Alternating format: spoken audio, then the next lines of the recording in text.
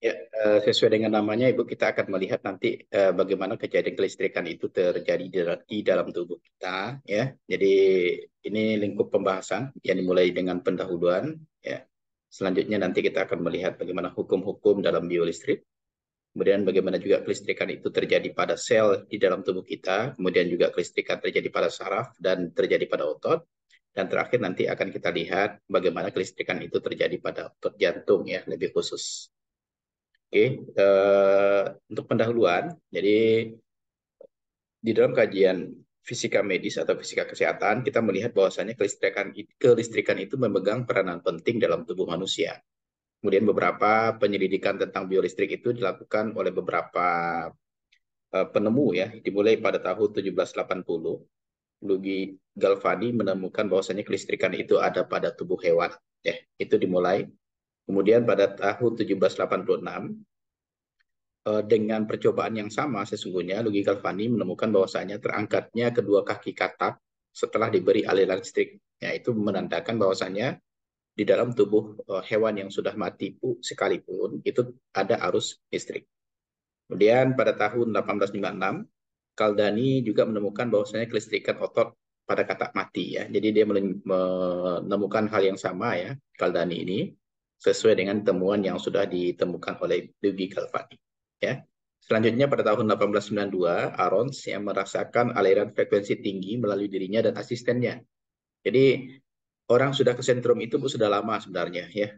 Pada tahun 1892, ketika listrik sudah ditemukan oleh James Thomson namanya dulu, ya, itu juga ditemukan bahwasanya aliran frekuensi tinggi yang bisa mengalir, ya, ketika aliran itu terbuka, ya. Biasanya kita namakan dengan konsleting listrik, ya. Itu sudah dimulai pada tahun 1892. Kemudian pada tahun 1899, Van Seneck itu sudah menemukan terjadinya panas pada jaringan akibat aliran frekuensi tinggi, ya. Nah, jadi inilah cikal bakal sebenarnya Ibu, orang sudah menemukan terapi-terapi, ya, termasuk terapinya itu adalah microwave heat therapy, ya. Itu sudah cikal bakal ditemukannya ini, dan ini sudah lama, ya, pada tahun 1899 ditemukan. Kemudian pada tahun 1928, ya, Skripek, ya, sudah melakukan pengobatan dengan gelombang pendek, ya, shockwave, ya. Jadi terapi-terapi yang sekarang dilakukan di rumah sakit seperti fisioterapi itu menggunakan aliran listrik dengan energi rendah, itu sudah dilakukan sejak zaman dahulu kala, ya, pada tahun 1928 sudah ada pengobatan-pengobatan menggunakan shockwave, ya, atau gelombang pendek. Nah, inilah cikal bakal kelistrikan itu, Bapak, Ibu-ibu, ya. Maka di dalam fisika kesehatan kita mempelajari, ya, hukum-hukum yang ada di dalam biolistrik. Ini mungkin barangkali Ibu jangan terlalu dipusingkan, ya, dengan hukum. Bukan hal saja, ya. Di antaranya adalah hukum Ohm, ya, di mana hukum Ohm ini ditemukan oleh George Simon Ohm pada tahun 1826, di mana hukum Ohm ini mengatakan bahwasanya beda potensial di antara dua ujung konduktor itu berbanding lurus dengan arus listrik yang melewatinya. Ya, di mana di sini ketika beda potensial itu terjadi, maka di sana ada V namanya. Di mana V itu adalah beda potensial dengan satuan volt. Kemudian ketika ada arus listrik, di sana juga ada I namanya. Di mana I itu adalah arus listrik, satuannya ampere. Kemudian tentu akan ada hambatan ketika arus listrik itu melewati suatu konduktor misalnya. Maka itu dinamakan dengan R. Dan R itu adalah hambatan atau tahanan. Satuannya adalah Ohm. Nah, jadi ada tiga komponen utama ini ketika kita membahas hukum Ohm ini. Ya, ada volt, beda potensial, ada ampere, itu adalah kuat arus, kemudian ada Ohm, itu adalah hambatan atau tahanan. Nah, inilah yang dipelajari di dalam hukum Ohm. Ketika kita menggunakan suatu konduktor yang dialiri oleh arus listrik, maka di dalam konduktor tersebut akan terdapat elektron-elektron bebas yang dapat bergerak seperti simulasi ini, ya. Suatu kawat listrik, ya, dikatakan dia bisa mengaliri arus listrik apabila kutub positif dan kutub negatif ini saling berlawanan dan selalu bergerak, ya. Ketika misalnya terjadi konsleting listrik, maka kutub positif dan kutub negatif ini tidak lagi bergerak, sehingga dikatakan kabel itu dalam keadaan rusak atau konslet. Dan arah gerakan yang terpenting itu di dalam pergerakan ini adalah arah gerakan elektron itu berlawanan arah dengan arah gerakan proton. Yang bermuatan negatif ini dinamakan dengan elektron, yang bermuatan negatif ini dinamakan dengan proton, ya. Itu. Kemudian gerakan elektron dan proton ini menimbulkan gerakan muatan listrik. Nah, ketika dia bergerak, selalu bergerak, maka akan ada arus listrik yang terjadi pada suatu kawat yang dialiri oleh muatan listrik tersebut. Dan arus listrik itu berjalan searah dengan gerakan proton. Ya, jadi kalau seandainya ibu-ibu nanti menghubungkan suatu kabel listrik dengan misalnya lampu, maka dihubungkan dengan kutub positif saja lampu itu hidup. Karena arus listrik itu sejarah dengan gerakan proton yang bermuatan positif. Seperti itu. Oke, saya lanjutkan. Ini hukum Ohm-nya. Hukum Ohm itu sebenarnya dipengaruhi pertama oleh beda ketinggian atau beda potensial atau delta H atau delta V ya istilahnya di dalam fisika. Kemudian dia dipengaruhi juga oleh hambatan dan juga dipengaruhi oleh arus listrik dan arus air ya.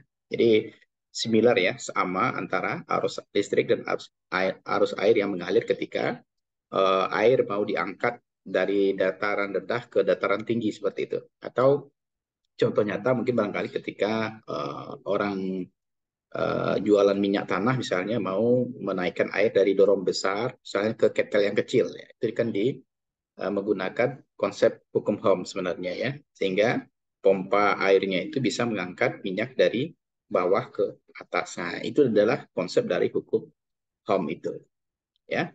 Maka formula untuk hukum Ohm ini itu adalah yang pertama kita mengatakan bahwasanya perbandingan antara beda potensial dengan kuat arus itu sama dengan konstan atau C ya.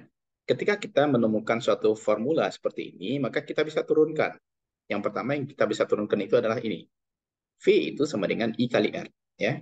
VIR. Ya. Jadi beda potensial itu sama dengan perkalian antara kuat arus dengan hambatan atau tahanan. Kemudian yang kedua, maka I-nya itu sama dengan V per R. Karena ini adalah turunan rumus sesungguhnya. Ya, ketika V sama dengan I kali R, maka I saja itu sama dengan V per R. Ya. Kemudian kalau kita mencari R, ya lihat lagi ini.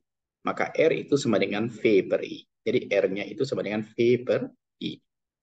Jadi kalau ibu-ibu memahami rumus ini, ya, maka kita bisa menurunkan rumus ini dan rumus ini, ya, di dalam hukum Ohm. Jadi dalam ketiga rumus ini, yang kita menjadi acuan itu yang pertama adalah beda potensial atau P, kemudian yang kedua adalah arus listrik atau I, dan yang ketiga adalah hambatan atau tahanan dalam satuan Ohm. Jadi ada P, ada ampere, kemudian ada Ohm. Nah, inilah yang masuk ke dalam formula yang ada di dalam hukum Ohm. Ya, kita lanjutkan.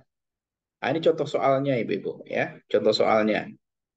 Misal ya kita contohkan lampu dihubungkan dengan konduktor dengan beda potensial misalnya 100 volt. Maka di sini adalah V ya. V itu adalah beda potensial. Dia menghasilkan arus listrik dengan 5 ampere, berarti ini adalah I.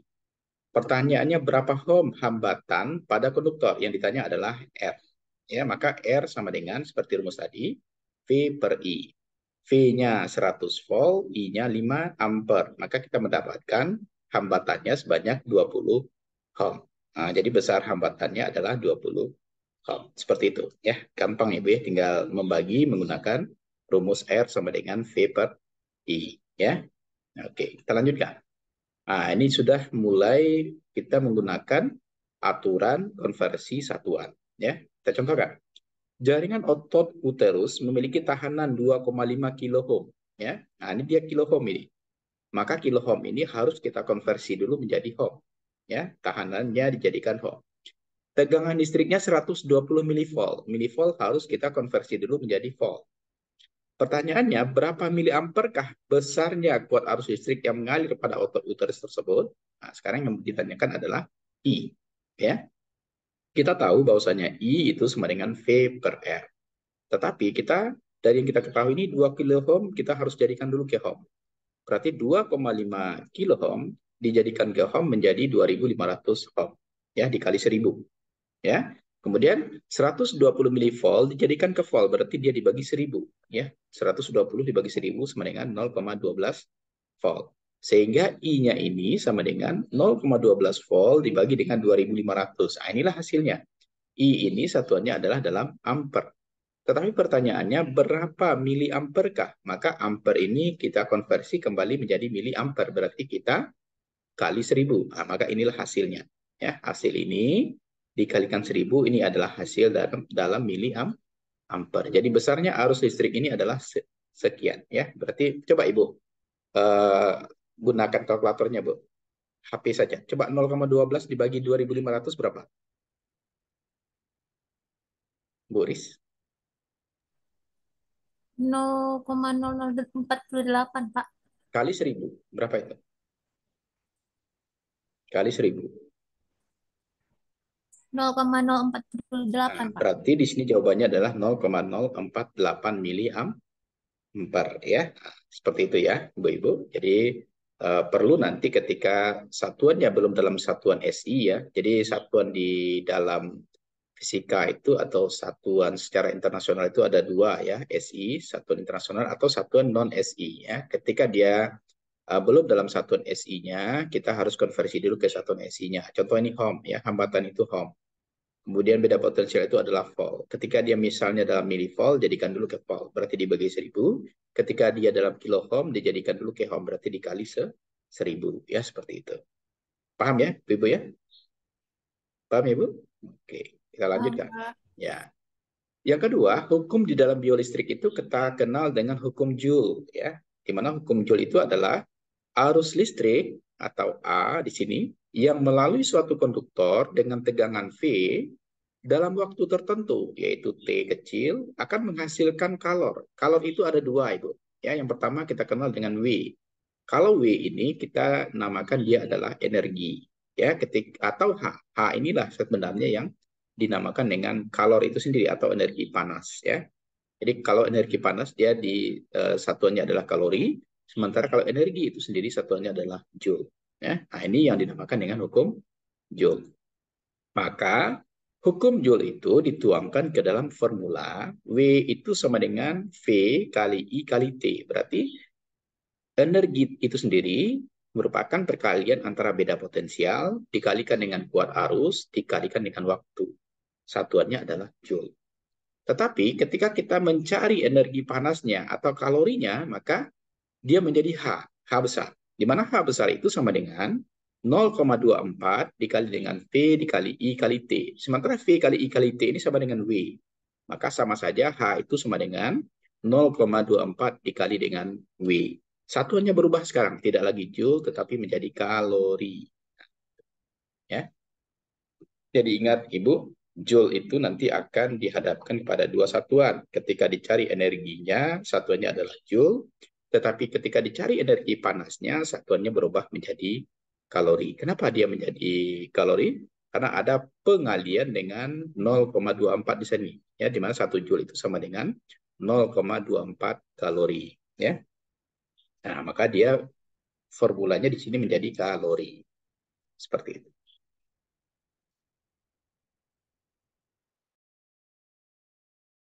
Oke, saya lanjut. Nah, ini contohnya. Jadi untuk hukum Joule, pada aktivitas otot skelet ya, otot skelet ini adalah otot rangka ya, otot tulang selama 15 menit ya. Berapa kalorikah energi yang dihasilkan jika beda potensial serabut otot sebesar 100 milivolt? Ini 15 menit. Satuan di dalam SI itu adalah detik, maka 15 menit harus dikonversi dulu menjadi detik. Kemudian berapa kalorikah? Berarti yang ditanya adalah H di sini, ya Bu ya. Kalau energi di sini ditanya, maka W dia. Tetapi karena di sini berapa kalorikah energi, berarti ini adalah energi panas ya. Maka yang ditanya di sini adalah nilai H, ya. Jika beda potensial dalam serabut otot itu sebesar 100 milivolt, berarti V-nya ini adalah 100 milivolt. Milivolt belum satuan SI, maka kita konversi dulu menjadi volt. Ya, berarti 100 milivolt menjadi volt berarti dibagi 1000 ya, dibagi 1000. Berarti 100 dibagi 1000 berapa? Kali 15 menit dijadikan detik berarti 15 dikali dengan 60 detik ya. Nah, maka di sini satuannya adalah detik. Kemudian di sini ternyata hambatan untuk serabut otot itu adalah 3 kilo ohm. Maka kita konversi 3 kilo ohm menjadi ohm. 3 dikali 1000. Coba saya pandu ibu-ibu 15 menit kali 60 berapa di sini? Bu Risna? Berapa di sini Bu Risna? 15 kali 60? 900, Pak. Ya, ini 900 detik, oke. 100 milivolt dijadikan volt, berarti dibagi 1000. Coba, di 100 bagi 1000 berapa, Bu Risna? 0,1, Pak. Ya, 0,1 volt. Kemudian 3 kilo ohm dikali 1000, berapa di sini? 3.000, Pak. Ya, ini 3000. Ini sudah dapat semua nih. Maka di sini Iya. ternyata H itu sama dengan V kali I kali T. I-nya ternyata nggak ada di sini diketahui. Maka I kita cari dulu. Ya, di mana I itu sama dengan V per R. Sini tadi kata Bu Risna 0,1. 0,1 dibagi dengan R-nya 3000. 0,1 dibagi 3000 berapa di sini, Bu Risna? 0,00333, Pak. Ya, 0,00333. Ya, yang lain juga sama harusnya ya, ampere. Baru kita cari nilai H-nya, ya, di mana H itu sama dengan 0,24 dikali dengan V dikali I dikali T. V-nya adalah 0,1 volt, ya, 0,24-nya kita turunkan, maka dikali dengan 0,1 volt, dikali dengan I-nya, kata Bu Risna tadi 0,0033 ya, kemudian dikali dengan T-nya adalah berapa detik tadi ini? 600 ya, Bu Risna? Iya, Pak. Dikali 600. Inilah H-nya, ya. Jadi H itu dicari setelah kita konversi semua satuannya dengan terlebih dahulu mencari nilai kuat arusnya atau ampernya. Ya, seperti itu. Paham, Ibu-ibu? Ini Ibu-ibu siang hari ya, lagi bekerja disuruh menghitung, gitu ya. Berarti nanti hasilnya 7 ribuan ya, Pak? 7, coba berapa hasilnya Bu Risna? Coba berapa? 7,128, Pak. 7.128 ya. Nggak ada 7 koma itu. 7 Iya, titik iya, itu Bu Pak. Risna ya. 7128. Oke, benar ya. Ini bisa nih Bu Risna, kalau seandainya nggak ada yang paham nanti saya suruh nanya ke Bu Risna ya. Oke, kita lanjut ya. Maka kelistrikan di sel ya, ini sebenarnya poinnya ya. Kalau tadi fisikanya, sekarang kita lihat bagaimana sih sebenarnya kelistrikan itu terjadi di sel. Nah, ini saya mau bertanya ini karena ya, ibu-ibu kan kebanyakan sudah dinas ya semuanya. Coba ibu-ibu, bagaimana apa tanda suatu sel itu dalam keadaan sehat dan tidak sehat? Siapa yang bisa jawab? Ayo, apa tanda suatu sel itu dalam keadaan sehat dan tidak sehat? Nah, ayo, hubungkan dengan pelajaran-pelajaran Ibu di biologi ya, atau kasus-kasus Ibu temui di rumah sakit. Apa tanda-tandanya? Sel yang sehat itu seperti apa, Bu Risna? Iya, Pak. Sel yang sehat itu seperti apa? Maaf, Pak, bisa ulangi lagi, Ya, Pak.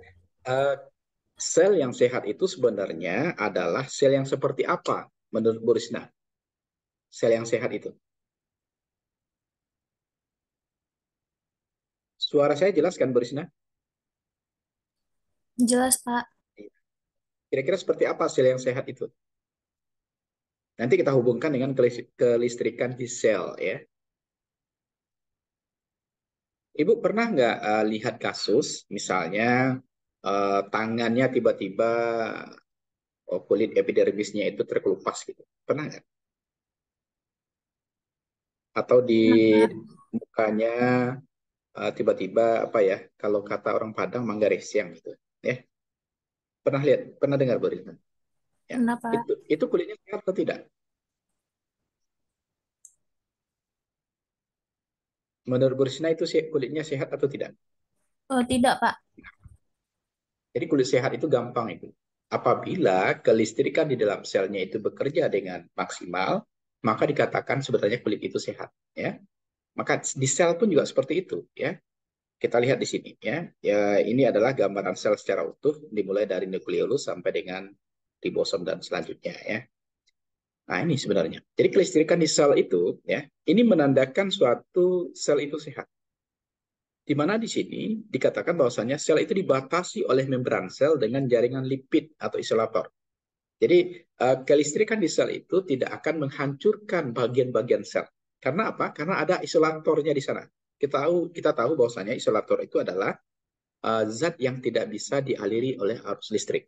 Ya, ketika misalnya semua sel bisa dialiri oleh arus listrik, bisa saja terjadi gangguan kelistrikan. Kalau terjadi gangguan kelistrikan, maka terjadi terjadi konsleting di sel. Ya, kalau terjadi konslet di sel, maka apa yang terjadi? Selnya akan hancur atau mati. Ya, maka di dalam sel itu sendiri, di lingkungan sel itu terdapat kation, dan anion-anion.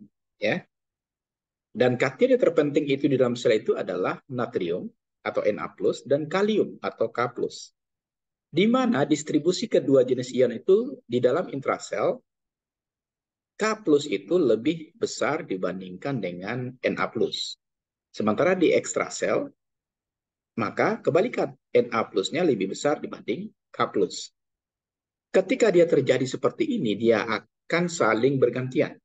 Ketika dia saling bergantian, maka sel dalam keadaan sehat. Ya, nah, ini saya bikinkan animasinya nanti ya.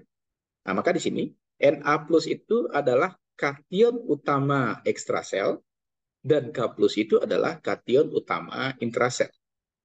Dalam keadaan istirahat, terjadi perpindahan ion yang terjadi secara difusi. Difusi ini akibat perbedaan konsentrasi ion. Tadi dikatakan, di intrasel itu lebih dominan K+. Di ekstrasel itu lebih dominan Na+, ya, atau natrium plus, ya. Maka ketika terjadi difusi, terjadi perpindahan. Na+ berdifusi ke spasi intrasel dan K+ berdifusi ke spasi ekstrasel. Ketika dia terjadi saling bergantian, maka sel dalam keadaan sehat. Ya. Tetapi ketika ada gejala, misalnya dia tidak bisa berpindah secara alamiah, maka itu sudah bisa menjadi pertanda sel mulai terjadi kerusakan. Ya. Ketika terjadi ketidakbisaan suatu Na atau K+ berpindah dari ekstra ke intrasel, maka biasanya dilakukan transport aktif namanya. Transport aktif ini artinya adalah ada pompa yang memerlukan energi. Ketika Na+ tidak bisa berpindah ke ekstrasel misalnya, maka dia dipaksa. Pemaksaan ini berakibat bahwasanya Na+ itu bisa berpindah ke spasi ekstrasel dan K+ itu berpindah ke spasi intrasel. Kalau tadi secara alamiah terjadi, kalau ini terjadi secara dipaksakan, ya. Jadi perpindahannya itu dipaksakan, ya, seperti itu. Nah, maka kelistrikan yang terjadi itu, ya, secara umum atau secara universal, ya, yang pertama terjadi istilahnya potensial aksi. Ya, di mana potensial aksi itu terjadi pada potensial membran istirahat. Dia berada, kalau kita lihat grafiknya, dia berada pada polarisasi. Di polarisasi itu terjadi pada beda potensial minus 90 milivolt. Ya. Ketika dia diberikan rangsangan pada membran sel, maka potensial aksi terjadi. Jadi di fase dia rehat atau istirahat, ketika diberikan stimulus atau rangsangan, maka terjadi potensial aksi. Maka prosesnya mula-mula terjadi polarisasi ini pada minus 90 milivolt. Diberikan stimulus, maka dia mencapai nilai ambang datang. Ya, nilai ambang datang ini bisa stimulus itu dilakukan secara mekanik, mungkin diberikan rangsangan, disentuh dan lain sebagainya, atau secara kimia diberikan misalnya pengobatan atau apa ya. Contoh saja untuk kulit itu, untuk kulit biar kulitnya kinclong diberi A, B, C. Ya, itu dinamakan stimulus ya. Maka terjadi transport aktif tadi. Atau secara listrik diberikan shock wave terapi misalnya, atau dilakukan pemberian panas, misalnya memberikan terapi, fisioterapi, dan lain sebagainya. Maka nanti terjadi fase yang terjadi pada depolarisasi ini. Ya, terjadi depolarisasi di mana di sini permeabilitas membran sel akan meningkat. Ya. Kemudian terjadi difusi Na+ ke dalam sel, kemudian di dalam sel lebih positif, sehingga potensial membrannya melebihi terletak pada 40 milivolt, bukan lagi pada minus. Ya, tetapi pada 40 milivolt. Maka terjadi setelah dia di threshold di bagian paling atas, dia akan turun lagi. Itu dinamakan dengan peristiwa repolarisasi, di mana nanti Na+ dipompa keluar, kemudian di dalam sel lebih negatif, sehingga potensial membrannya menjadi kembali ke fase istirahatnya atau minus 90 milivolt. Maka kalau kita lihat ya, simulasikan seperti ini. Ya, jadi sel yang sehat itu akan terjadi seperti ini terus. Dia akan berganti dari fase intrasel ke ekstrasel. Ya, ini di dalam namanya, kalau ini di luar. Ketika suatu sel itu bisa tumbuh dengan sehat, ya, hidupnya dengan sehat, maka dia akan terjadi seperti ini terus.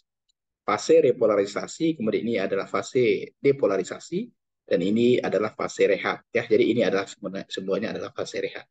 Sel yang sehat itu seperti ini harusnya. Ketika bisa dia berganti Na plus dan K plusnya dari intrasel ke ekstrasel, maka sel itu dalam keadaan sehat. Ya, seperti itu. Ya.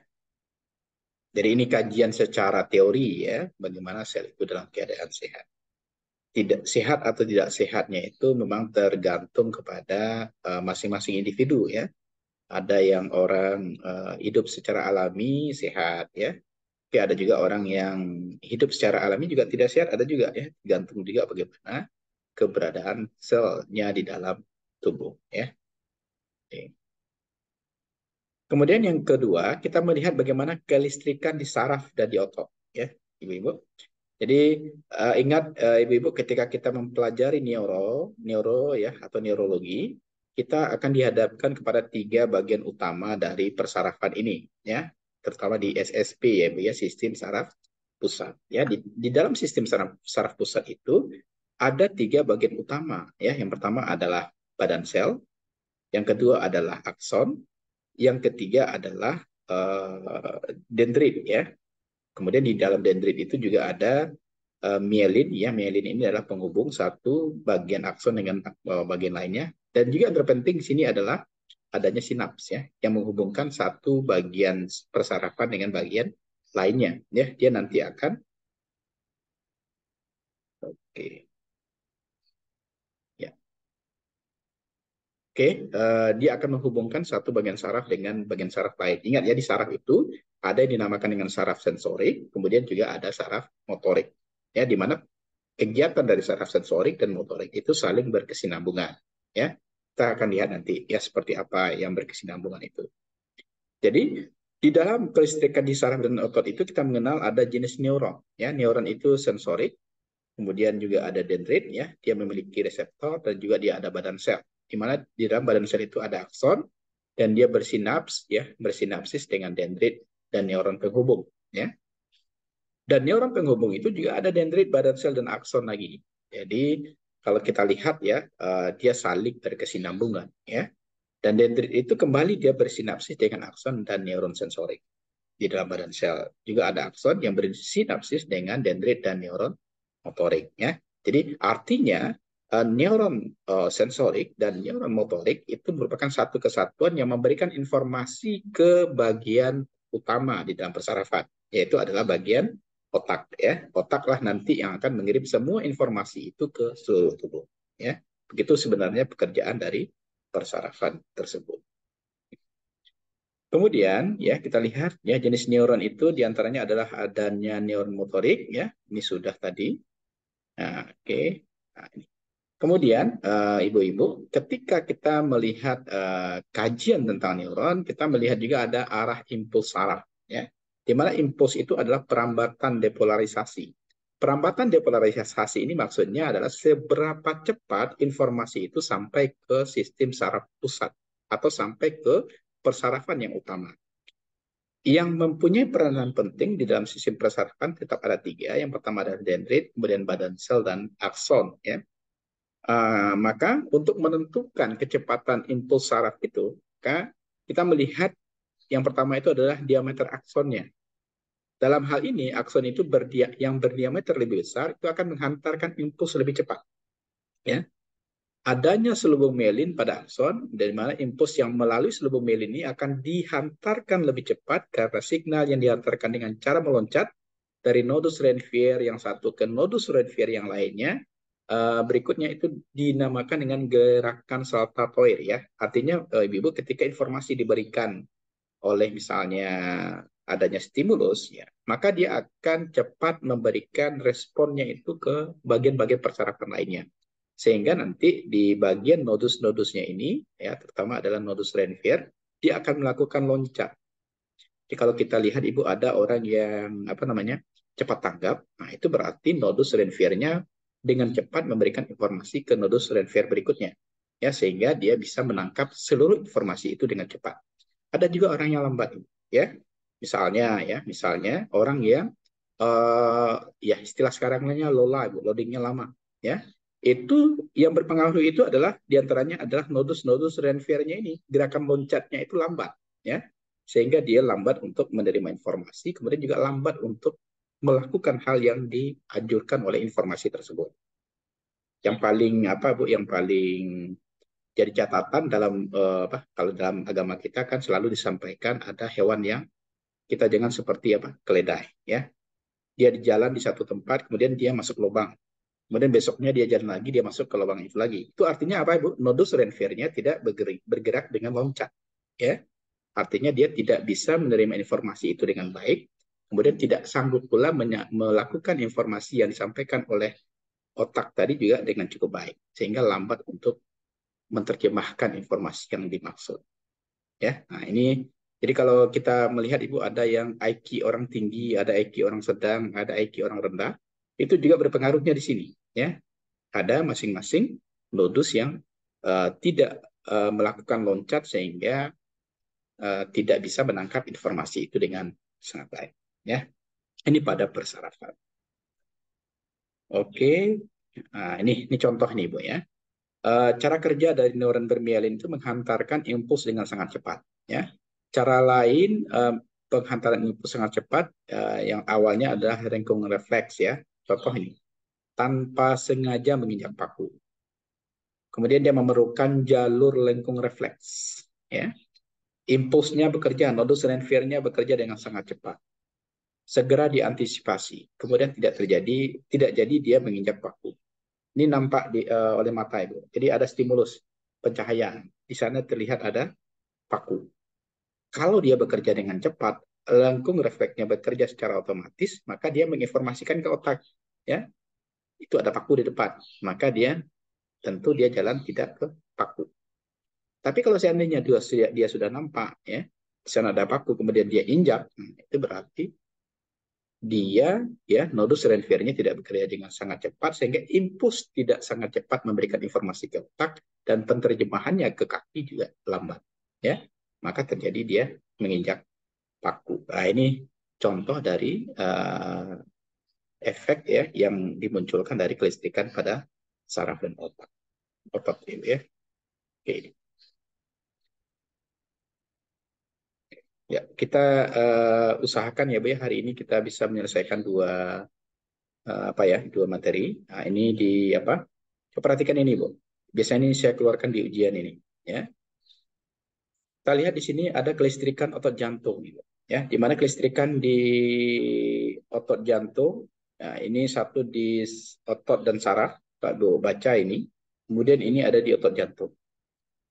Coba Ibu lihat langkah-langkah ini, kemudian langkah-langkah ini. Kira-kira apa perbedaannya, Ibu? Ini di otot dan jantung, ini di sel otot dan saraf, ini di otot jantung. Apa perbedaan ini dengan ini? Coba, ada yang bisa jawab? Bu Suci? Bu Suci bisa jawab, Bu Suci? Coba, Iya, bedakan Pak. ini, ya, bedakan ini dengan ini, Bu. Boleh diulang pertanyaannya, Pak? Di sini ada skema, ya, bagaimana sel otot dan sel saraf eh, berbeda dengan sel yang ada pada otot jantung, ya. Ada bagian-bagian masing-masingnya. Silakan Ibu lihat apa perbedaan bagian ini dengan bagian ini.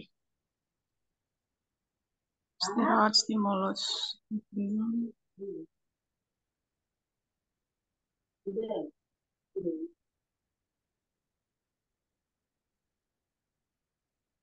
Apa kira-kira Bu Suci? Boleh lebih dari Stimulus satu. SA ya, Pak. Oke, ya benar ya. Di sini tidak ada stimulus SA, di sini ada stimulus SA. Kira-kira apa lagi yang lain Ibu? Yang paling penting ya. SA ini karena dia ada pada jantung ya. Ada ventricle, ada bilik di sini ya.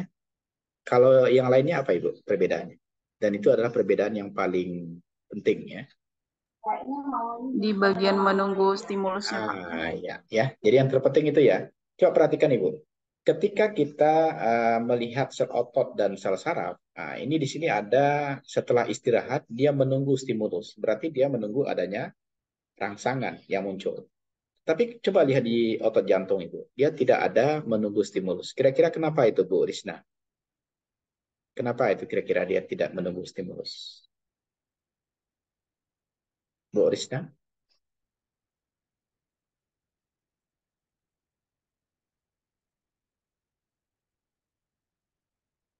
tahu nggak kenapa Hmm, dia tidak menunggu stimulus di jantung itu? karena sudah istirahat, Pak.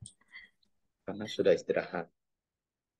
Ibu tahu bagaimana pergerakan jantung kita itu? Coba hubungkan dengan jantung orang hidup Ibu ya. Coba Ibu apa?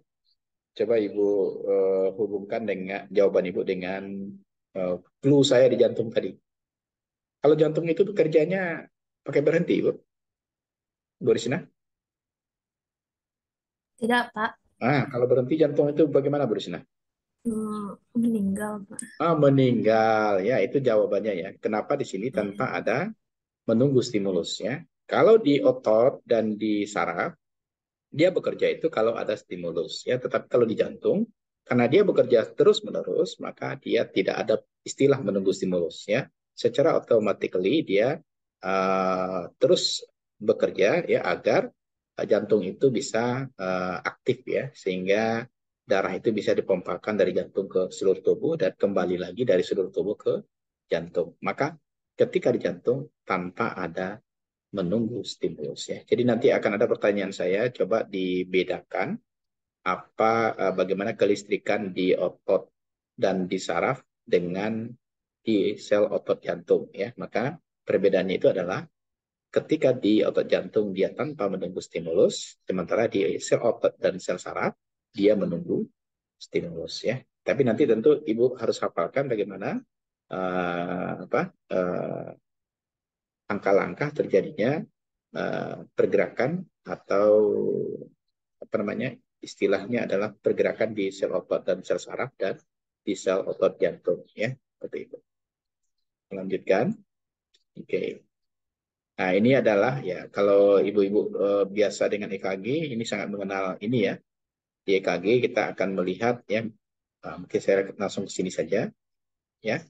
Kita akan melihat nanti ini adalah hasil dari elektrokardiogram di mana di apa namanya di kertas milimeter yang ada di EKG atau elektrokardiogram itu kita akan menemukan adanya titik P, kemudian adanya titik Q, titik R, dan titik eh, S ya, seperti itu. Oke, ini materi pertama kita di pertemuan kita kelima. Saya lanjutkan Ibu-Ibu dengan pertemuan selanjutnya di pertemuan keenam.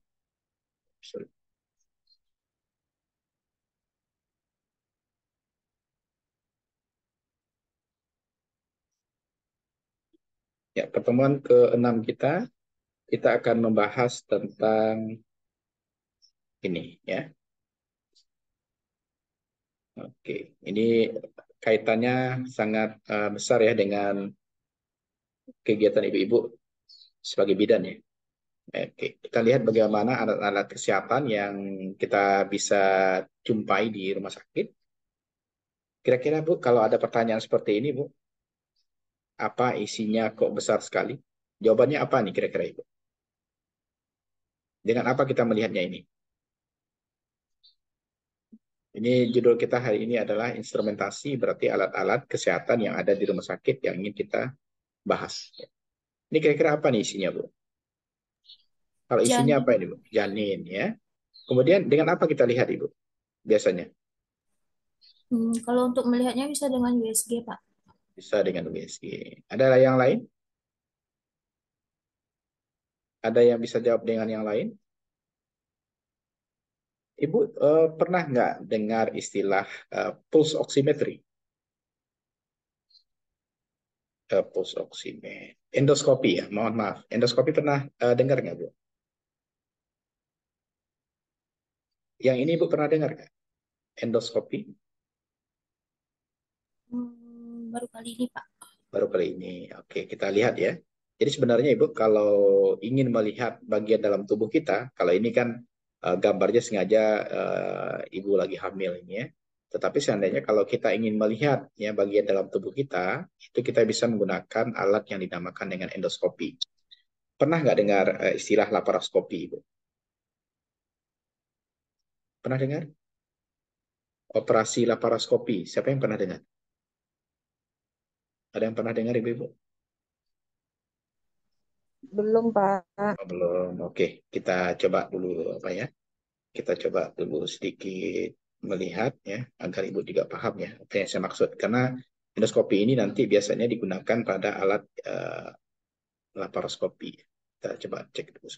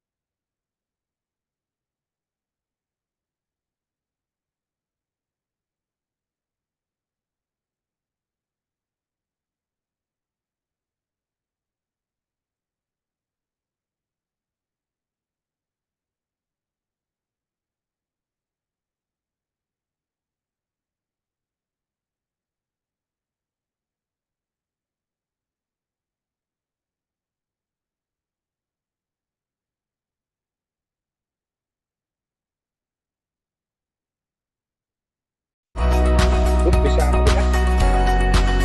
Kita lihat ini saya ambil dari video saja ya.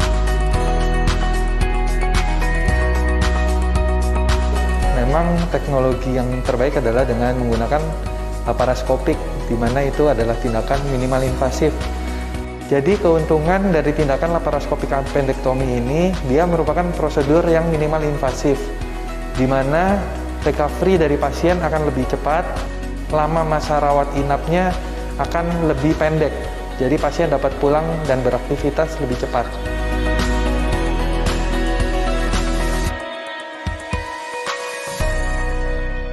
Ya, kita nggak promo ya, Bu ya. Cuman kita ingin Sobat sehat, saya kita ingin Dr. Edwin, memperkenalkan gitu. dokter spesialis bedah umum di Rumah Sakit Mandaya Karawang. Saya baru saja menyelesaikan tindakan laparoskopik appendektomi. Prosedur laparoskopik appendektomi ini merupakan salah satu teknologi terkini untuk diagnosis apendisitis akut.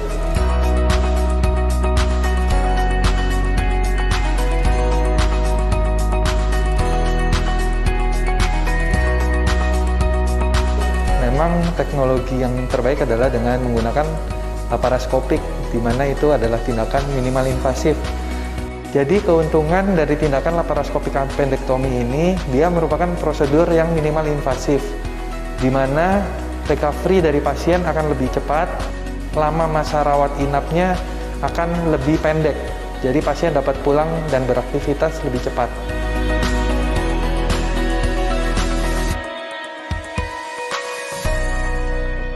Oke, Ibu, terdengar tadi ya, apa kira-kira yang bisa Ibu tangkap ketika ada laparoskopi tadi? Apa kira-kira yang Ibu tangkap di sini, tadi di kata-kata laparoskopi itu? Ayo, apa kira-kira Ibu?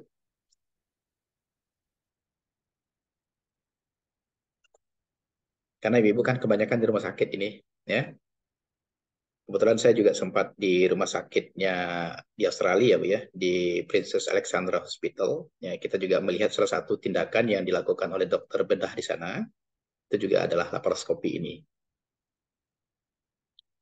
Ada nggak, Bu, yang Ibu tangkap dari video tadi tentang laparoskopi yang saya sampaikan? Bu Siti, ada kira-kira? Prosedur prosedur medis untuk melihat rongga dalam perut, Pak. Hmm.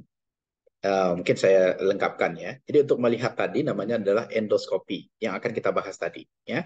Tapi di dalam kegiatan yang tadi itu adalah utuhnya adalah tindakan operasi menggunakan minimal invasif. Apa itu minimal invasif, Ibu-Ibu? Ayo, biar kita ada ilmunya sore ini. Apa itu minimal invasif? Ibu pernah menemani dokter melakukan sesar nggak, Ibu-Ibu? Atau ada nggak Ibu-Ibu yang kemarin lahiran pakai sesar? Ada nggak? Pernah lihat dokter, Pak. Pernah lihat dokter ya, Bu Risna nih. Itu diapakan, Bu, kalau dengan sesar itu? Dengan metode pembedahan, Pak. Pembedahan ya. Itu namanya invasif, Ibu. Invasif itu artinya melukai, ya. Melukai sehingga terjadi robekan besar. Karena yang dikeluarkan adalah bayi nanti ya, bukan janin lagi, karena sudah dikeluarkan bayi, ya. Maka diberikan robekan besar. Itu dinamakan maksimal invasif. Sekarang tadi dikatakan di laparoskopi kita menggunakan minimal invasif. Kalau dia minimal invasif, berarti kita melakukan robekan itu dengan sangat kecil. Untuk laparoskopi, kita membuat luka itu sekian mili, Bu. Bahkan sampai dengan 5 mm.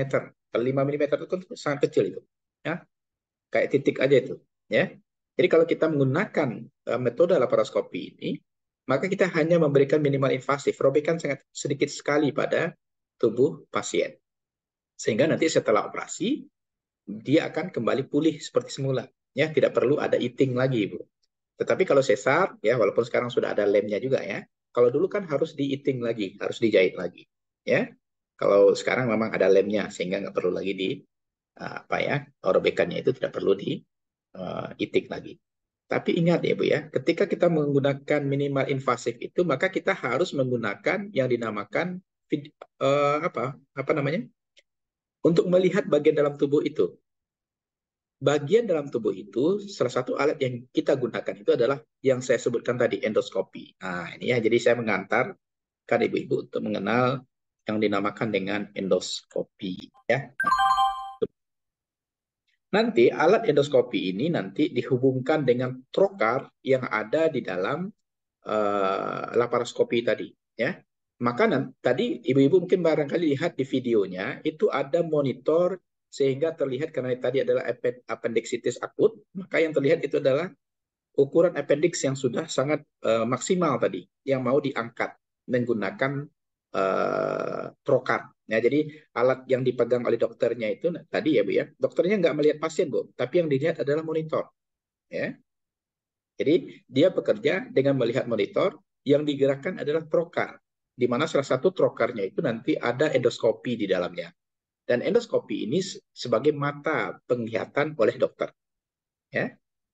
Jadi sekarang memang sudah sangat canggih, Bu ya. Jadi operasi pun kita sudah menggunakan minimal invasif. Tidak perlu ada robekan besar, tetapi dokter bisa melihat dengan sangat jelas bagaimana keadaan di dalam tubuh pasien. Paham, Ibu? Paham ya? Bu Anissa paham? Oke. Paham, Pak. Oke. Jadi apa itu endoskopi ya? Baru sekarang kita masuk. Apa itu endoskopi?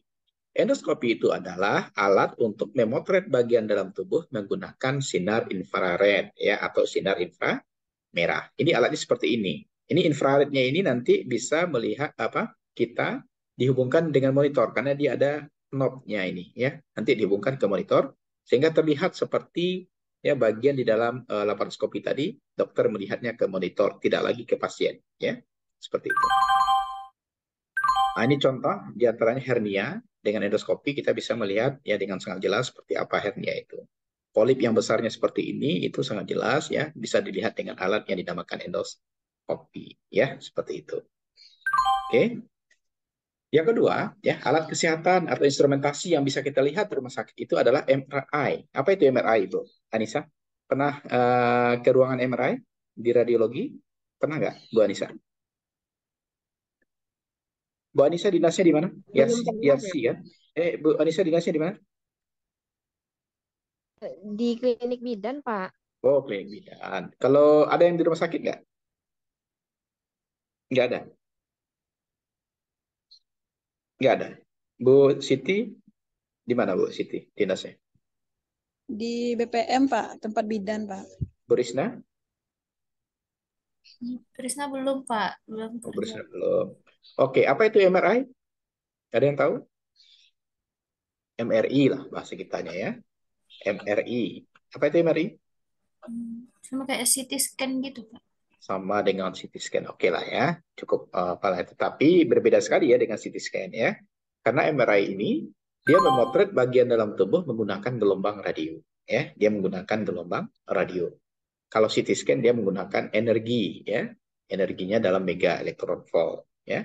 Kalau ini menggunakan gelombang radio. Artinya MRI ini jauh lebih aman dibandingkan dengan CT scan yang disebutkan oleh Bu Anissa tadi ya. Jadi MRI ini adalah memotret bagian dalam tubuh menggunakan gelombang radio. Nah, maka hasil MRI itu seperti ini. Ya, dia lebih khusus ya dilakukan kepada otak ya. Misalnya terjadi fraktur pada otak ya, terjadi pasca kecelakaan, benturan yang keras ya sehingga terjadi perdarahan di otak, maka yang paling baik kita gunakan bukan CT scan tetapi kita menggunakan MRI. Dengan alat MRI ini bisa diketahui pasien misalnya terjadi patah tulang tulang kepala, batok kepalanya seperti ini ya. Sehingga di sini biasanya warnanya sudah menghitam, tanda adanya perdarahan di otak ya atau di sini pasca kecelakaan ini ya. Maka di bagian-bagian ini terjadi perdarahan di otak sehingga bisa didiagnostik ya didiagnosis ya pasien ini harus diapakan dan seterusnya ya. Ini salah satu fungsi dari MRI, dia melihat bagian dalam tubuh menggunakan gelombang radio ya MRI. Selanjutnya alat yang ada juga di rumah sakit itu adalah termografi namanya. Di mana termografi ini melihat panas tubuh menggunakan sinar inframerah. Jadi panas tubuh ini. Kalau panas tubuh berarti kita melihat suhu di sekitar tubuh. Kalau di wajah berarti kita akan melihat bagaimana suhu di wajah ya. Nah, kita contohkan yang di wajah. Nah, seperti ini nih. Coba Bu Risna. Kira-kira kalau wajah seperti ini, di bagian manakah suhu paling tinggi? Ayo, di mana? Di kening, Pak. Di kening. Apa tandanya, Ibu? Kan ada warna di sana. Kenapa di kening? Warna apa yang paling panas itu? Bu Siti. Bu Siti, warna apa yang paling panas?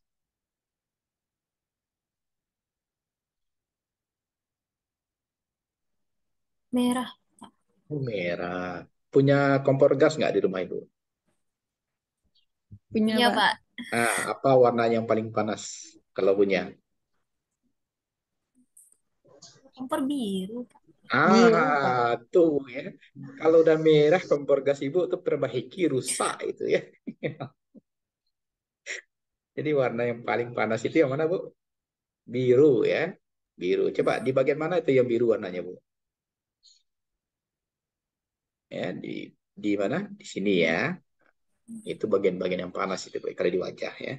Tapi di bagian mata itu adalah bagian warna paling apa ya? Paling adem ya, warnanya putih ya.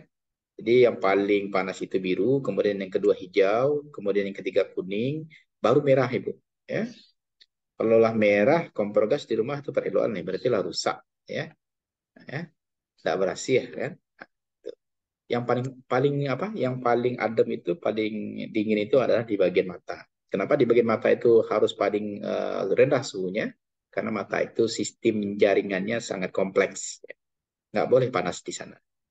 Kalau panas di sana matanya merah itu berbahaya, ya. Berarti ada kelainan pada mata biasanya. Itu ya. Itu bisa dilihat menggunakan termografi. Nah, ini yang saya sebut tadi, pulse oximetry. Ya, pulse oximetry ini saturasi kalau di rumah sakit namanya. Pernah dengarkan, Bu ya? Pasien-pasien kritis itu biasanya salah satu alat yang dihubungkan ke jari tengah bagian kanannya itu adalah pulse oximetry atau saturasi ini.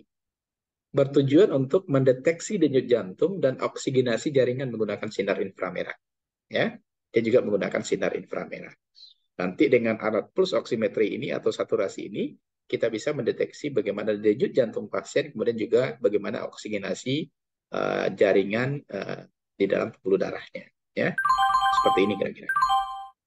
Dan alatnya ini nanti akan mendeteksi yang pertama adalah denyut jantung, kemudian juga mendeteksi bagaimana oksigenasi darah di dalam pembuluh darah. Sehingga ketika misalnya pasien dalam keadaan dipantau ya, nah, itu bisa secepat mungkin dilakukan tindakan. Kalau semakin menurun, itu bisa dilakukan pompa kejut jantung seperti itu ya. Atau kalau oksigenasi darahnya semakin berkurang, itu bisa juga dilakukan treatment-treatment lain ya, terutama nanti memberikan oksigen ya ke pembuluh darah ya, seperti itu. Oke, paham ya saturasi ini? Dan saya rasa Ibu pernah lihat ini ya. Pernah kan lihat Ibu? Ya. Yang selanjutnya X-ray atau ronsen. Ya.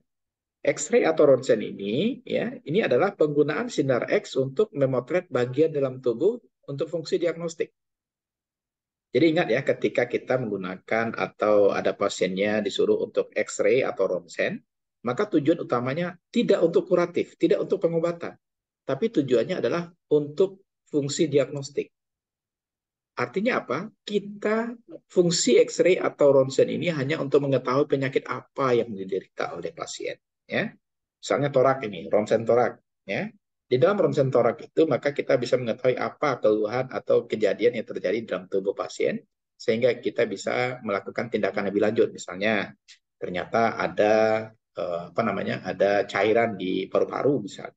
Ketika dilakukan ronsen torak ya, maka tindakan selanjutnya adalah mengambil ya cairan itu ya dengan cara melakukan operasi atau apa ya, sehingga cairan itu hilang dari tubuh, atau memasang kateter ke apa ya agar cairan itu bisa keluar seperti itu ya. Nah, jadi tujuan dari X-ray atau ronsen ini adalah fungsinya diagnostik, bukan untuk kuratif ya, bukan untuk pengobatan. Seperti itu. Coba kita lihat ya. Nah, hasil ronsen itu biasanya hanya seperti ini gambarnya itu. Gambar hitam dan gambar putih atau abu-abu lah.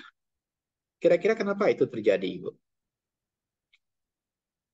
Kenapa gambarnya hanya dua, nggak ada gambar lain? Ada yang bisa jawab?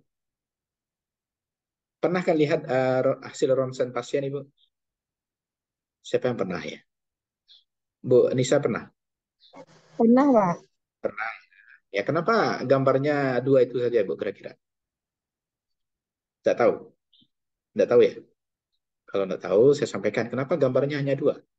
Itu karena ronsen itu dia menggunakan energi. Ya, energinya dalam kilo elektron volt. Biasanya 100 kilo elektron volt. Ketika energinya itu diberikan, maka energinya itu nanti karena sifat dari ronsen itu adalah menggunakan sinar beta. Sinar beta itu adalah sinar yang mampu menembus jaringan. Ya, jadi kalau sinarnya datang, maka dia mampu menembus jaringan dan otot. Sehingga ketika energinya itu mampu menembus jaringan dan otot, maka otot atau jaringan tadi mengabsorb energi tadi, sehingga otot dan jaringan di sekitarnya itu terbakar. Ketika dia terbakar itu, maka dia menjadi warna di dalam ronsen itu menjadi hitam. Kalau terbakar kertas apa warnanya, Bu? Hitam kan? Nah, maka dia karena dia mampu menembus jaringan atau otot tadi, maka dia berwarna hitam. Tetapi dia tidak mampu menembus tulang. Di jari ini kan ada tulang, Ibu ya. Tulang itu warnanya putih, ya. ya, karena dia tidak mampu menembus tulang tadi, maka yang warna tulang putih itu tetap putih. Maka gambarnya seperti ini. Ini pada lengan, ini pada torak, ya, warnanya hanya hitam dan putih, ya. Ini belingka dan segala macamnya, maka dia tetap putih karena tulang-tulang ini warna putih. Ibu-ibu percaya kan warna tulang itu putih? Ya, kalau nggak percaya dikuliti aja jarinya dikit, lihat warnanya. Kalau iya putih ya, seperti itu ya. Tapi percaya sajalah ya. Jadi warnanya hanya hitam dan putih seperti ini. Jadi kalau ada yang bertanya pasien ibu nanti, Mbak kok hasil ronsennya hitam dan putih saja, nggak ada warna biru gitu ya. Nah, jawabannya seperti itu ibu ya. Jangan minta pula warna biru ya. Oke. Tetapi sekarang X-ray itu, ibu-ibu kalau seandainya dilihat di rumah sakit, itu warnanya sudah ada yang seperti ini ibu. Ya. Warna seperti ini itu ditandai dengan adanya penambahan zat lain. Ya. Zat lainnya itu diantaranya adalah kita menggunakan yang pertama adalah barium, diminumkan, ya. Dan kita juga bisa menggunakan yodium yang diinjeksikan. Ya, itu tergantung nanti. Ketika kita sudah menggunakan barium dan yodium, maka kita bisa membuat gambar seperti ini lagi. Sehingga nanti ketika misalnya ada pasien dengan gangguan misalnya jaringan bagian belakangnya ini putus sehingga tidak bisa lagi fleksibel kakinya yang mau dihiting, kalau kita hanya menggunakan ronsen seperti ini nggak kelihatan Ibu. Karena yang terlihat hanya tulang dan jaringan yang hitam saja. Maka ketika dia mau jaringannya itu diberikan warna seperti ini, maka kita harus menambahkan barium dan yodium seperti tadi. Sehingga kita bisa membuat gambar seperti ini dan ketahuan di bagian mana jaringan atau otot itu yang putus ya sehingga bisa dijahit kembali seperti itu. Paham ya Bu ya? Nah, itu perkembangan ronsen atau X-ray ya sampai saat ini. Oke, saya lanjutkan. Ya, baru yang CT scan seperti yang Bu Anissa bilang tadi ya. CT scan itu adalah computerized tomography scanning ya. Di mana CT scan itu adalah pemotretan bagian dalam tubuh selapis demi selapis. Jadi di CT scan itu ada istilahnya slice by slice. Selapis demi selapis. Sehingga didapatkan gambaran yang lebih jelas daripada penggunaan sinar X tadi. Ya. Kalau kita bandingkan yang hitam di sinar X tadi dengan ini, maka tentu nanti CT scan jauh lebih bagus gambarnya. Ya. Ingat ya, CT scan ini nanti ini akan bergerak ya, memotret bagian otak ya sehingga nanti dikumpulkan gambar yang sangat banyak ya, biasanya sampai dengan 16 atau 24 dan seterusnya. Tujuannya nanti disatukan sehingga menjadi satu gambar seperti ini. Dengan diolah menggunakan komputerisasi. Sehingga kalau kita sudah melihat gambar seperti ini, maka tentu gambarnya jauh lebih baik dan lebih kompleks dibandingkan dengan X-ray tadi. Sehingga dokter nanti bisa menentukan bagian jaringan mana yang rusak dan bagian otot mana yang terkena dampak misalnya dari penyakit yang diderita oleh pasien. Jadi CT scan itu jauh lebih baik gambarnya atau image-nya dibandingkan dengan ronsen atau X-ray. Paham ya, Ibu? Oke. Ini salah satu penggunaan CT scan ya. Kalau seandainya terjadi kerusakan pada pelvis, ini biasanya banyak terjadi pada wanita ini. Misalnya pasca kecelakaan, jatuh dari motor misalnya, yang paling rentan terkena dampak retaknya pelvis ini memang wanita. Ya. Nah, maka bisa dilihat ya bagian yang rusak itu menggunakan CT scan atau computerized tomography scanning ini. Ya. Bagian yang retak ini kalau terjadi pada wanita ini sangat perih ya, dan nyerinya itu lama untuk disembuhkan. Ya. Selanjutnya, ya, perkembangan alat rumah sakit yang terkini itu kita mengenal adanya PET ya. PET itu adalah positron emission tomography. Ya, di mana PET ini dia merupakan penggunaan sinar radioaktif ya, yaitu positron. Positron itu singkatan dari positif elektron. Ya. Jadi PET ini itu sudah menggunakan atom berat istilahnya. Ya. Kalau penggunaan atom berat ini maka harus dilakukan tindakan yang lebih teliti dan akurat ya terhadap penggunaannya karena sudah menggunakan atom berat. Atom berat ini ya perbedaannya dengan foton ya. Jadi atom itu banyak ya, ada foton, ada positron ya. Foton ini biasanya masanya kecil ya. biasanya 1,0. Tetapi kalau dia positron, biasanya di 24 ya. Masanya itu 2, 0 banding 2. Berarti sangat berat ya. Sehingga nanti penggunaannya pun juga harus hati-hati ya ketika dilakukan kepada pasien. Begitu juga dengan PET ya. PET ini juga harus kita hati-hati menggunakannya kepada pasien. Tapi ingat ya, PET ini itu menghasilkan image atau gambar yang jauh lebih baik dibandingkan dengan CT scan tadi atau MRI tadi. Ya, kalau kita lihat alat PET itu sebesar ini ya. Jadi kalau seandainya satu ruangan rumah sakit itu hanya satu alat yang ada di dalamnya. Kemudian nanti ruangannya itu harus dibatasi oleh dinding yang tebal. Karena apa? Karena dia mengandung positron, positif elektron, yang rentan bisa meradiasi pasien lain atau dokter atau perawat lain atau bidan lain yang ada di dalamnya. Ya, jadi perlu pembatasan yang ketat untuk keberadaan alat PET ini di rumah sakit. Ya, biasanya sudah ada apa yang harus dilakukan di rumah sakit, apa yang harus ada sehingga PET ini bisa dipasang di rumah sakit. Ya, di PET ini alatnya besar. Nanti pasien itu masuk ke dalamnya ini. Ini mau dicek tentang tumor kosta ini. Tumor kosta ini berada di belakang paru ya. Dia berada di belakang paru. Kalau kita menggunakan PET ini, maka dengan sangat baik kita bisa melihat tumor kosta yang jauh di dalam paru ya, sehingga bisa dideteksi, sehingga diketahui berapa ukurannya, bagaimana keganasannya, itu bisa dicek menggunakan positron emission tomografi ini.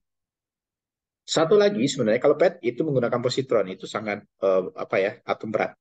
Ada yang cukup tidak menggunakan atom berat, itu adalah SPECT namanya. SPECT itu singkatan dari Single Photon Emission Compute Tomography.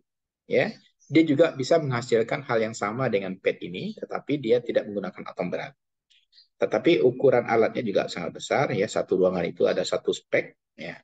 Tapi kalau untuk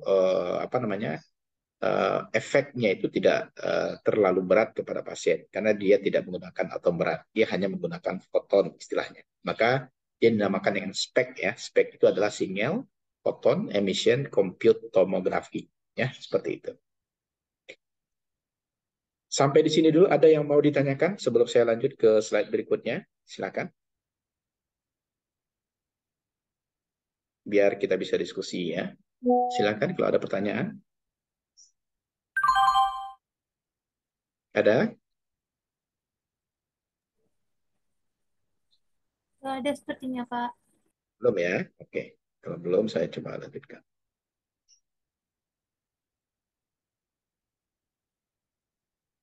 Bentar ya.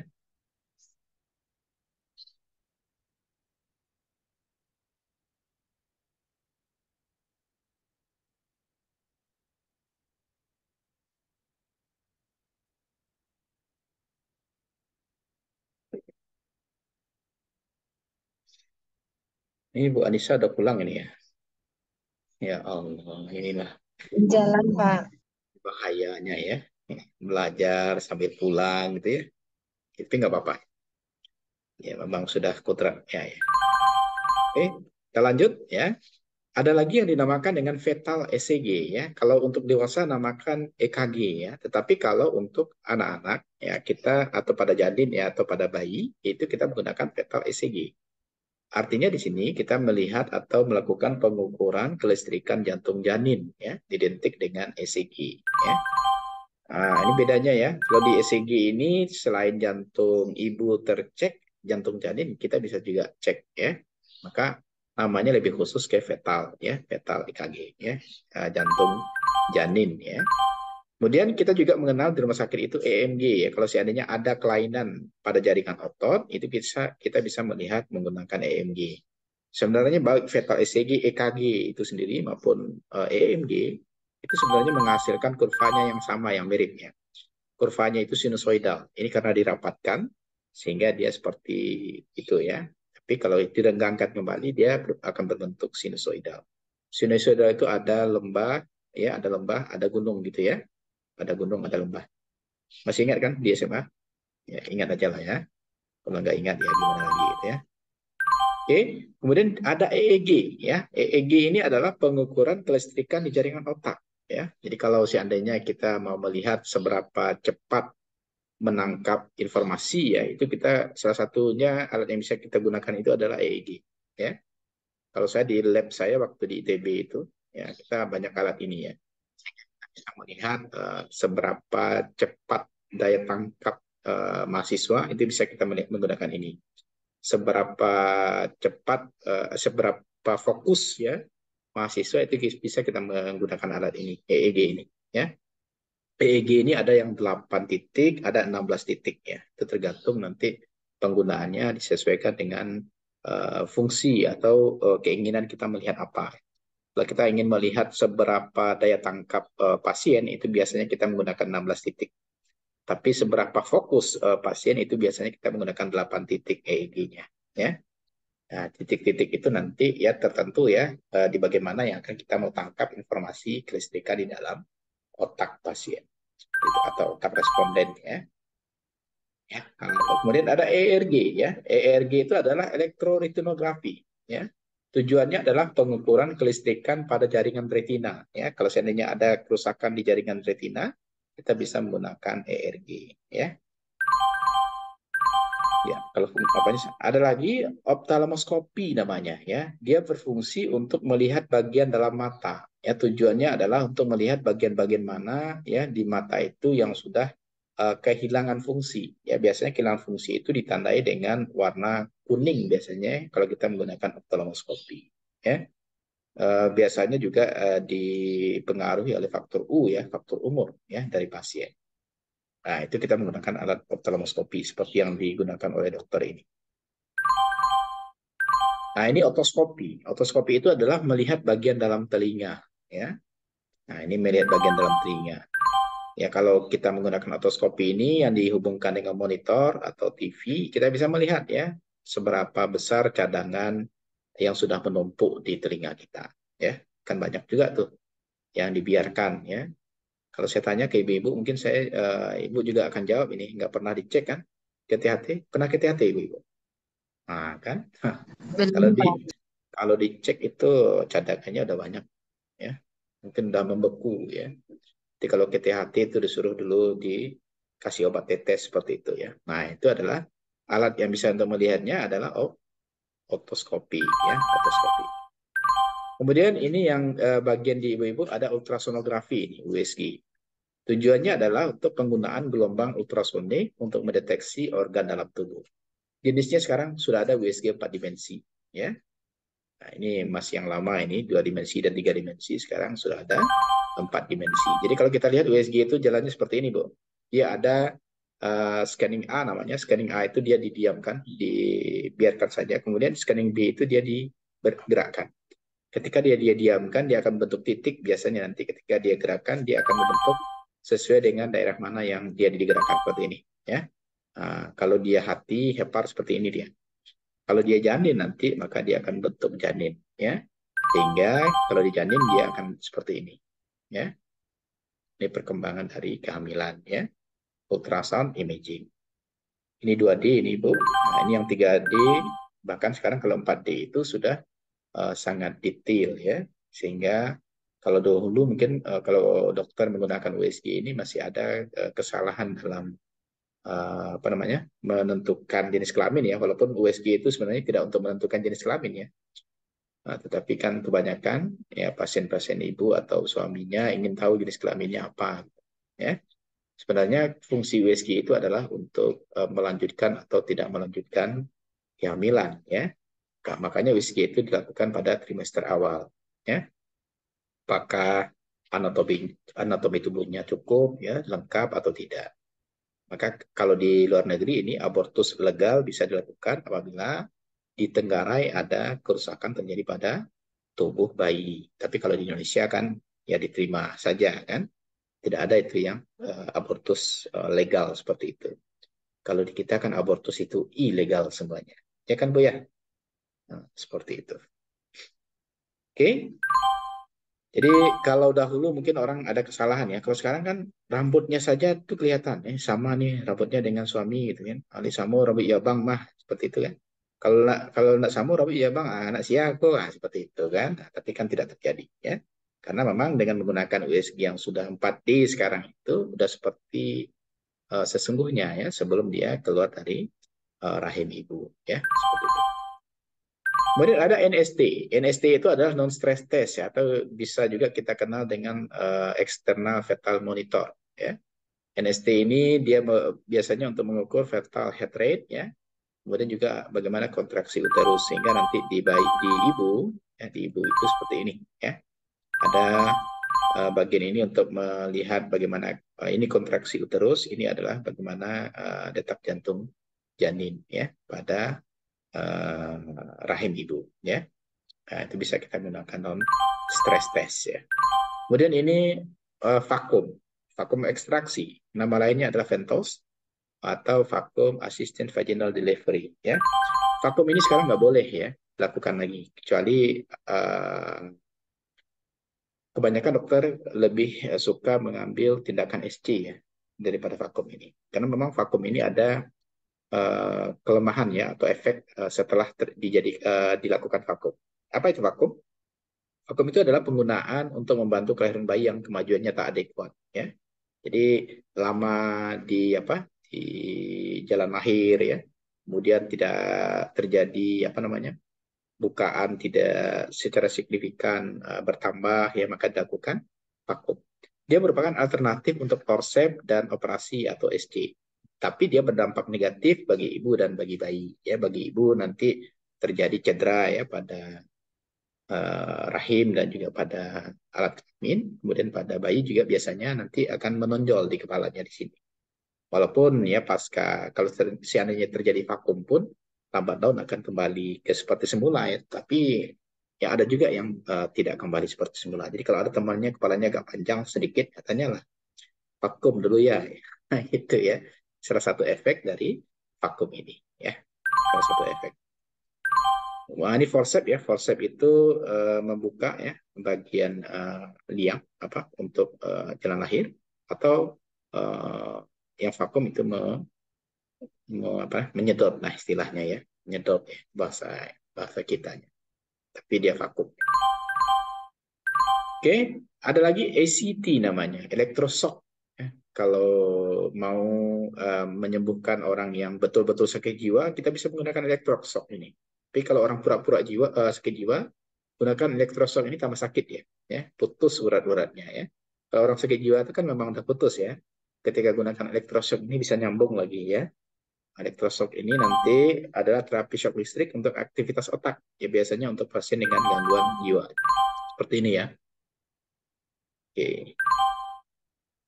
Ini audiometri. Audiometri ini adalah pemeriksaan fungsi pendengaran menggunakan peralatan audiometer ya.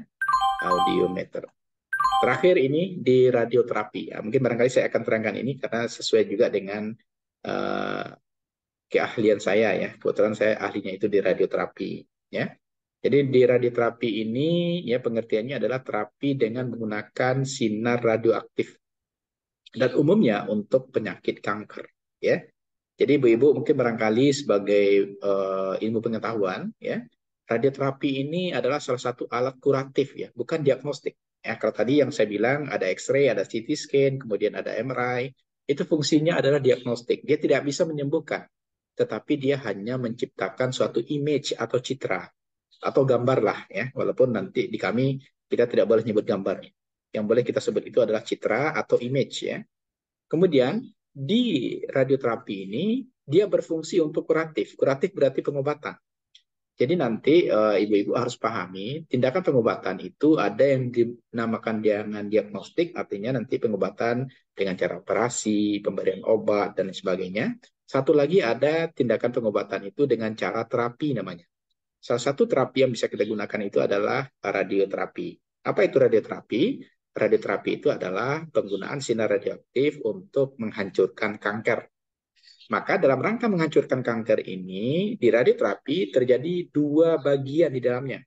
Yang pertama kita kenal dengan istilah internal beam radioterapi. Internal beam radioterapi itu kita kenal juga dengan istilah brachytherapy.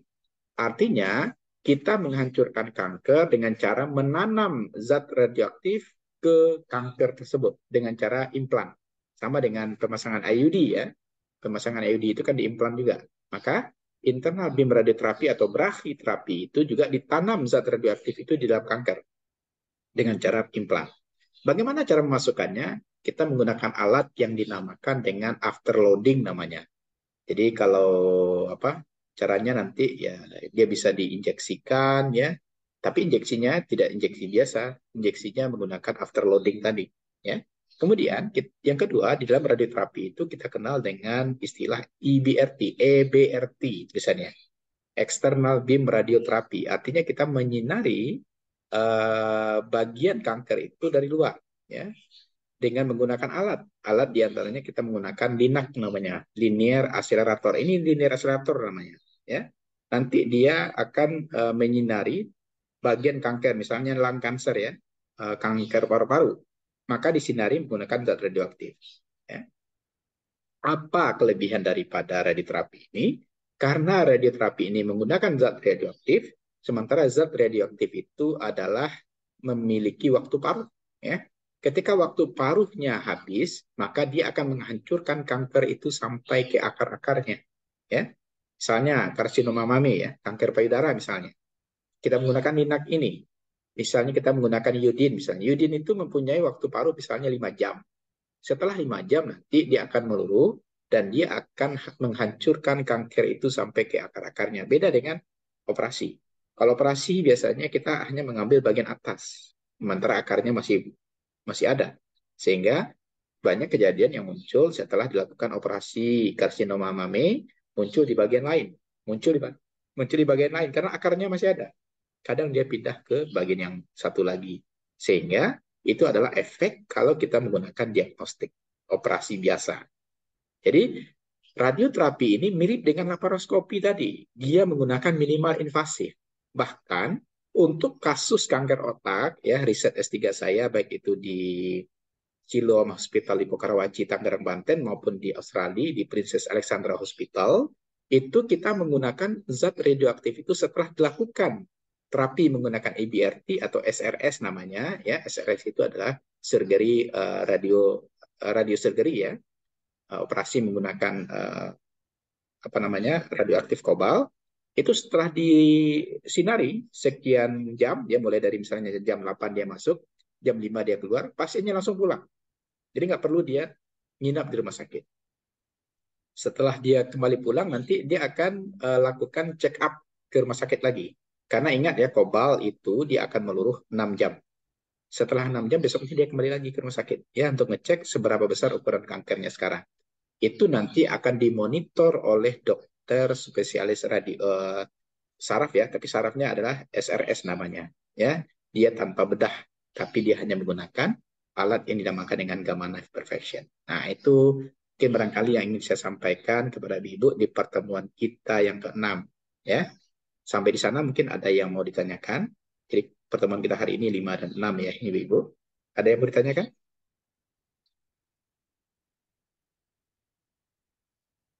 Ada Bu Anissa? Bu Ayu? Bu Risna Ayu? Pak. Tidak ya, kalau tidak kita akhiri ya pertemuan kita 5 dan 6 hari ini. Kita tinggal satu kali pertemuan lagi, mudah-mudahan kita bisa. Oh ya, Ibu-Ibu kapan yang offline-nya? Minggu ini ada enggak?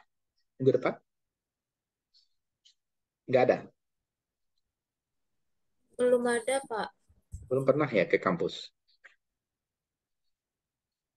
Minggu depan juga belum ya, karena kita hanya ada satu kali pertemuan ya. Apakah kita selesaikan saja dengan online ini atau bagaimana nanti? Baiknya. Soalnya ada yang kerja nggak di Padang juga, Pak, di luar Padang, Pak. Oh gitu. Jadi sulit ya kalau kita offline ya. Iya, Pak. Oke, ini nggak apa. Kalau seandainya tidak bisa, nanti kita online saja satu kali lagi ya, sehingga pertemuan kita selesai di 7 kali pertemuan ya. Kita tinggal satu lagi, mudah-mudahan ada waktunya untuk kita bisa kumpul ya. Seperti hari ini cukup banyak ini ya. Saya lihat di hari-hari yang tidak sebanyak ini. Ini ada 11 orang ya. Sampai di sini mungkin barangkali. Atau bisa on-kan lagi kameranya. Ini tadi sedikit orangnya. Sekarang banyak ini. Silakan di-on-kan lagi. Biar kita ambil yang hari ini saja ya. Ya, jam ini saja kita ambil gambarnya. Bu Syara, Bu Nur, Bu Windy, Bu Windy, Bu Bunga. Silakan di-on-kan kameranya. Bisa Bu, di-on-kan?